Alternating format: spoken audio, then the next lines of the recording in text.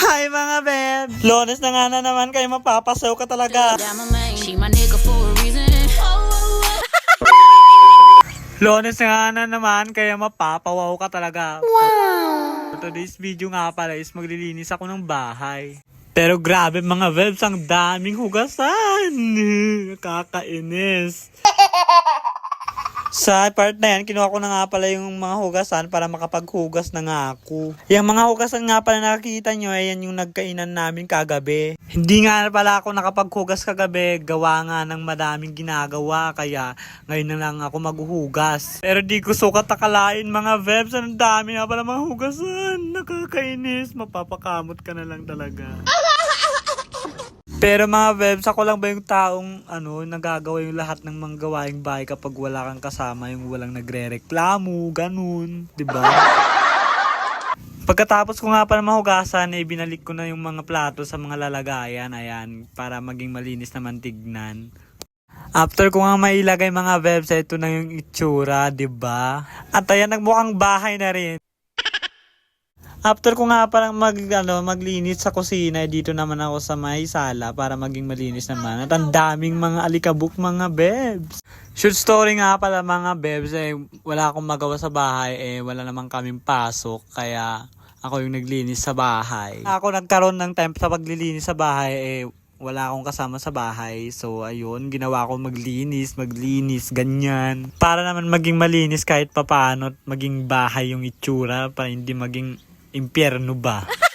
Sa part na yan mga beb, sobrang pagod ko na, pero ang dami pa rin mga alikabok sa baba ng TV at saka sa may electric fan, kaya lilinisan ko yan. Wala kayong magagawa. Time first muna mga bebs, nakakahingal mag voice over. Sa part na yan mga bebs, hindi pa ako tapos maglinis kasi sobrang dami talagang alikabok, lalo na sa may TV sa babaan. Pero mga bebs, sobrang hirap pala mag-edit, lalo na pag maraming video, nakakahingal.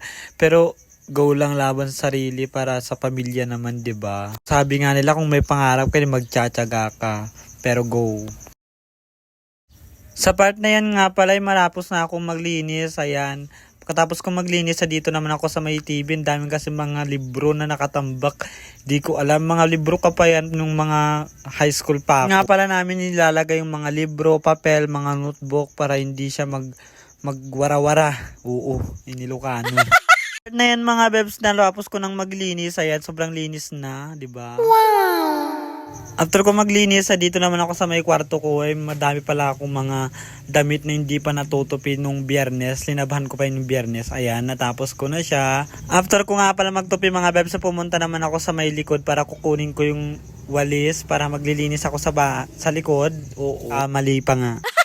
Kakuha ko nga pala yung walis, sinimulan ko na magwalis at sobrang dami din palang mga papel, mga plastic, karton, ganyan. Kaya lilinisan natin yan.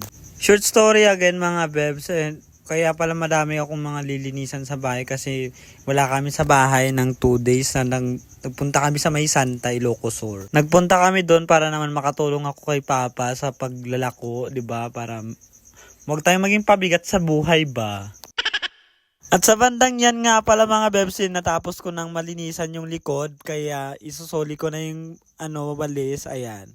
So tapos na nga pala ako maglinis, tapos maglalakad lang ako at papakita ko yung mga lininisan ko.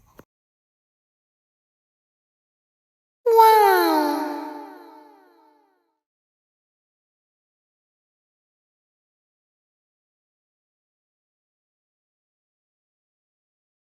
At sa wakas mga bebs, natapos na din ako maglinis, kaya kakain ako.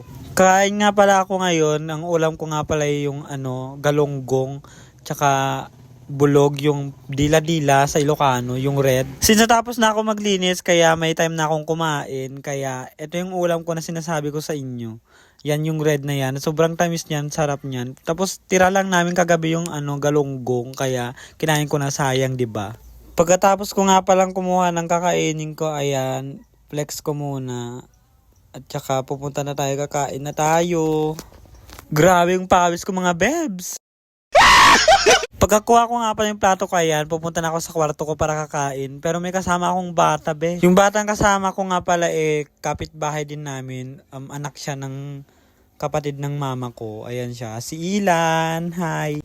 Habang kumakain nga pala ako, nagkukulitan kami. Pero binibigyan ko siya ng pagkain. Alam naman ako yung kakain mag-isa. Since natapos na tayong maglinis, ayan, kakain na tayo. First bite sa inyo yung first bite. Ayan, yum! At syempre, binigyan ko rin si Ilan para hindi siya At ayan yung galunggong natira namin kagabi, kinain ko na din. And yan lang po. Bye-bye. Bye! Bye-bye.